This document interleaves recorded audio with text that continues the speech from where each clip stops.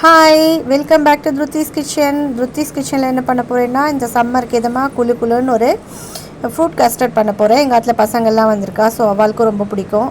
அதுக்கு என்னென்ன பொருள் தேவை அப்படின்னு பார்க்கலாம் வாங்கோ. நான் வந்து பால் 1 லிட்டர் எடுத்துட்டுருக்கேன். ஆற்றுல ஃப்ரூட்ஸ் எல்லாம் கொஞ்சம் இருந்தது, அதனால் இருந்த ஃப்ரூட்ஸ் எல்லாம் எடுத்துட்டுருக்கேன். ஆப்பிள் 3 எடுத்துட்டுருக்கேன். அதுக்கப்புறம் மாதுளம்பழம், பனானா, இதுதான் இதுக்கு இம்பார்ட்டண்டான ஃப்ரூட்ஸ். இதுக்கப்புறம் உங்கள்கிட்ட என்ன இருக்கோ நீங்கள் ஆட் பண்ணிக்கலாம். அதுக்கப்புறம் முந்திரி பருப்பு, பாதாம் பருப்பு ரெண்டும் ஒரு பவுல் எடுத்துட்டுருக்கேன். அப்புறம் வந்து கஸ்டர்ட் பவுடர் வெண்ணிலா ஃப்ளேவரில் எடுத்துட்டுருக்கேன். இவாளுக்கு இது தான் பிடிக்கும், ஸோ அதனால் வெண்ணிலா ஃப்ளேவர் எடுத்துட்டுருக்கேன். ஐஸ்கிரீம் லாஸ்ட்டாக போடுறதுக்கு ஐஸ்கிரீமு, அது உங்களுக்கு இருந்தால் போட்டுக்கலாம், இல்லைனா ஆப்ஷனல், இல்லைனா விட்டுடலாம். ஐஸ்கிரீம் போட்டால் இன்னும் கொஞ்சம் டேஸ்ட் நல்லாயிருக்கும். நான் அப்புறம் என்ன பண்ணேன்னா, பாலை கட் பண்ணி காய்ச்சிக்கிறதுக்காக தண்ணி விடாமல் எடுத்துக்கிறேன். தண்ணி ஃபுல் ஃபேட் மில்க் இருந்தால் தண்ணி கொஞ்சம் விட்டுக்கலாம், பட் நான் எங்கிட்ட டோன்டு மில்க் இருக்கிறதுனால நான் வந்து அதில் தண்ணி விடலை. ஸோ அடுப்பை ஆன் பண்ணிவிட்டு பாலை காய்ச்சிக்கலாம். நான் உங்ககிட்ட சுகர் சொல்ல மறந்துட்டேன். சுகர் கூட 2 கப்ஸ் ஆட் பண்ணிக்கணும். 1/2 லிட்டருக்கு 1 கப்பு, 1 லிட்டருக்கு வந்து 2 கப்பு சுகர். இது கரெக்டாக இருக்கும். உங்களுக்கு வேணால் இன்னும் கொஞ்சம் பார்த்துட்டு டேஸ்ட் பார்த்துட்டு வேணும்னா நீங்கள் போட்டுக்கோங்க.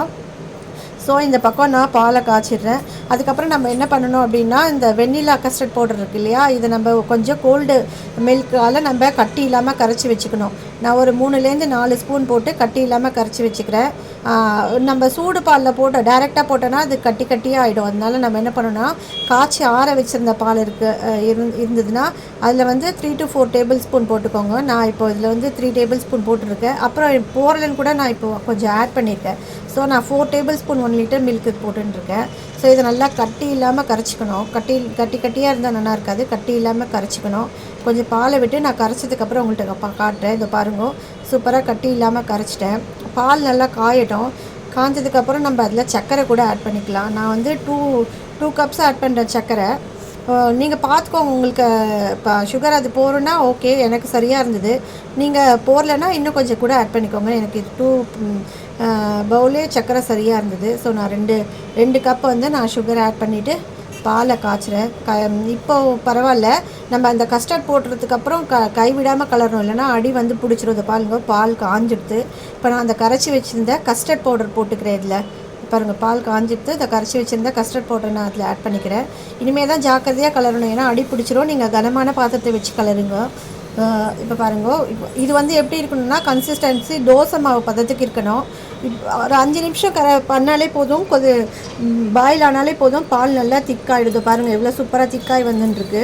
திக்காகிடுது பாருங்கள். தோசை மாவு பதத்தில் இருந்தால் தான் கரெக்டு. அப்போது நம்ம ஸ்விட்ச் ஆஃப் பண்ணிக்கலாம் அடுப்பை. பாருங்கள், சூப்பராக ரெடி ஆகிடுது. தோசை மாவு பதத்துக்கு வந்துடுது. இதை நம்ம சூடு பாலில் அந்த ஃப்ரூட்ஸ் எல்லாம் போடக்கூடாது. அங்கே ஃப்ரூட்ஸ் எல்லாம் எங்கள் ஆற்றுல எல்லாம் கட் பண்ணிட்டு இருக்கா. இது சூடு ஆறுனதுக்கப்புறம் ரூம் டெம்பரேச்சர் வரும் இல்லையா, அப்போ நம்ம ஃப்ரூட்ஸ் அதெல்லாம் ஆட் பண்ணிக்கலாம் 1 by 1. பாருங்க, பால் காஞ்செடுத்து அடுப்பை நான் ஆஃப் பண்ணிக்கிறேன். இந்த பதத்துக்கு இருக்கணும், அப்போ தான் நல்லாயிருக்கும் திக்காக. அடியும் பிடிக்கக்கூடாது, அடி பிடிக்காமல் நல்லா கலருங்கோ. இப்போ நான் வந்து அடுப்பை ஆஃப் பண்ணிக்கிறேன். சூடு ஆறுனதுக்கப்புறம் என்ன பண்ணலான்னா, நம்ம ஃப்ரூட்ஸ் ஆட் பண்ணிக்கலாம். இது 10 நிமிஷம் அப்படியே இருக்கட்டும், பார்க்கலாம். பாருங்க, ஃப்ரூட்ஸ் எல்லாம் கட் பண்ணியாச்சு. நான் 1 by 1 ஆட் பண்ணிக்கிறேன். ஃபஸ்ட்டு முந்திரி ஆட் பண்ணிட்டுருக்கேன், அப்புறம் பாதாம், ஆப்பிள். இது ரொம்ப டேஸ்ட்டாக இருக்கும். இந்த சம்மரில் இது செஞ்சு சாப்பிட்டேன்னா பசங்க எங்கள் ஆற்றுல சாதமே சாப்பிட மாட்டாள். இவாள்லாம் இது இருந்ததுன்னா 3 வேளையும் இதே சாப்பிடுவா. அதனால தான் நான் கொஞ்சம் நிறையா பண்ணி வைக்கிறேன், பசங்க இஷ்டமாக சாப்பிடுவான்னு. ஸோ நம்ம வெளியில் வாங்கி கொடுக்குறதோட இந்த மாதிரி ஆற்றுல பண்ணி கொடுத்தா நல்லாயிருக்கும். நான் இந்த பவுல் போரல, எனக்கு ஃபுல்லாக எடுத்து ஃப்ரூட்ஸ் எல்லாம் போட்டோன்னே, அதனால நான் வேறு பவுலில் மாற்றிக்கிறேன், அந்த பாத்திரத்தில் போரல. ஸோ அடுத்தது மாதுளம் பழத்தையும் ஆட் பண்ணிக்கிறேன். அப்புறம் பனானா.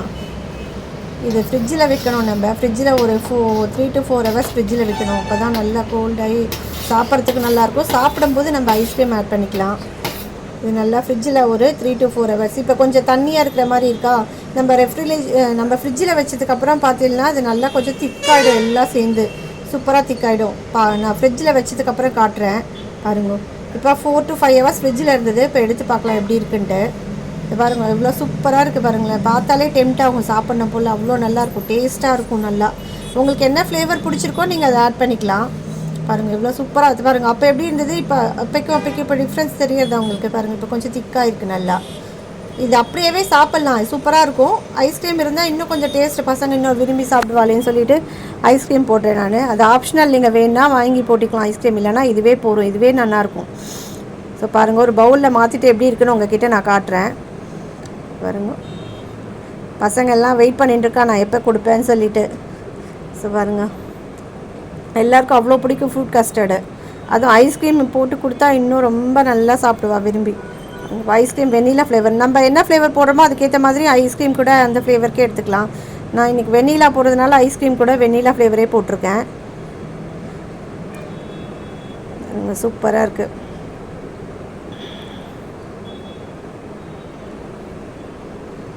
பசங்க சாப்பாடே சாப்பிட மாட்டேன், இதையே தான் சாப்பிட்டுருப்பா, இது காலி ஆகிற வரைக்கும். பாருங்க, சூப்பராக ரெடியாக இருக்குது. நீங்களும் உங்கள் ஆத்தில் பண்ணி பாருங்க, இதே மாதிரி மெஷர்மெண்ட்டோட சூப்பராக வரும். பசங்க எல்லாம் என்ஜாய் பண்ணி சாப்பிடுவா. உங்கள் ஆத்தில் இதே மெஷர்மெண்ட்டோடு பண்ணி பாருங்கள், சூப்பராக வரும். ஸோ இந்த வீடியோ பார்த்து என்ஜாய் பண்ணியிருப்பேன்னு நினைக்கிறேன். என்னோடய வீடியோ பார்த்ததுக்கு ரொம்ப ரொம்ப தேங்க்ஸ். அடுத்த வீடியோவில் பார்க்கலாம். பாய்.